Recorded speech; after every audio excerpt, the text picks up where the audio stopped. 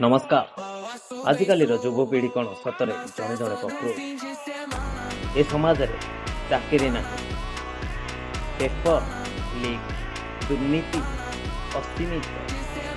ଯୁବକ ଯଦି କୌଣସି ପ୍ରକାର ପ୍ରଶ୍ନ ପଚାରି ଦିଅନ୍ତି, ତାହେଲେ ସେମାନେ ହେଉଛନ୍ତି ଦେଶ ବିରୋଧୀ। ସେମାନେ ହେଉଛନ୍ତି ଏ ସିଷ୍ଟମର ଗଦ୍ଦାର। କିନ୍ତୁ ପ୍ରଶ୍ନ କରିବାଟା କ'ଣ ଗୋଟିଏ ଖରାପ? ଦେଶର ଭବିଷ୍ୟତ ଯଦି ଏ ଯୁବପିଢ଼ି, ତାହେଲେ ସେମାନଙ୍କ କଥା ଶୁଣିବାଟା ଆମର ଦରକାର କି ଦରକାର ନୁହେଁ? ଏବେ ରିସେଣ୍ଟରେ ଜଣେ ଜଜ୍ ଏଇ ଯୁବପିଢ଼ିଙ୍କୁ କକ୍ରୋଚ କହିଦେଲେ। ତାକୁ ନେଇ ମଜାକରେ ଗୋଟେ କକ୍ରୋଚ ଜନତା ପାର୍ଟି କ୍ରିଏଟ ହେଲା। କିନ୍ତୁ ଏହା ଦେଶର ଲକ୍ଷ ଲକ୍ଷ ଯୁବକଙ୍କ ରାଗ ଅଭିଯୋଗରେ ତିଆରି ହୋଇଥିବା ଏହି ପାର୍ଟି। ଅନେକ ଲୋକ ୟାକୁ ନେଇ ମିମ୍ ବନାଇଲେ, ଅନେକ ଲୋକ ୟାକୁ ନେଇ ପୋଷ୍ଟର ବନାଇଲେ। କାରଣ ସେମାନେ କେବଳ ଗୋଟିଏ କଥା ଚାହାନ୍ତି କି ଆମ ଏ ଦେଶ କେମିତି ଆଗକୁ ଉନ୍ନତିରୁ ଉନ୍ନତି ପଥକୁ ଯିବ।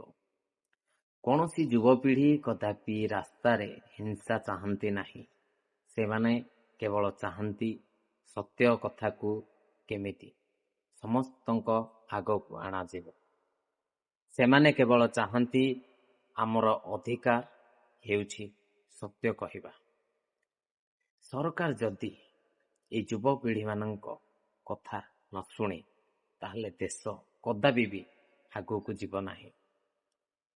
କିନ୍ତୁ ଯଦି ପ୍ରତ୍ୟେକ କଥାକୁ ସରକାର ଏଠି ଦମନ କରିବ, ତାହେଲେ ଏ ଯୁବପିଢ଼ିମାନଙ୍କ ମନରେ ରହିଥିବା ରାଗ ଦିନେ ନା ଦିନେ ବିସ୍ଫୋରଣ ସାଜିବ। ତେଣୁକରି ମନେ ରଖନ୍ତୁ, ଯୁବପିଢ଼ି କଦାପି କକ୍ରୋଚ ନୁହନ୍ତି। ସେମାନେ ହେଉଛନ୍ତି ଆମ ଏ ଦେଶର ଭବିଷ୍ୟତ। ଧନ୍ୟବାଦ। ଜୟ ଜଗନ୍ନାଥ, ଜୟ ମା ବାସନ୍ତୀ।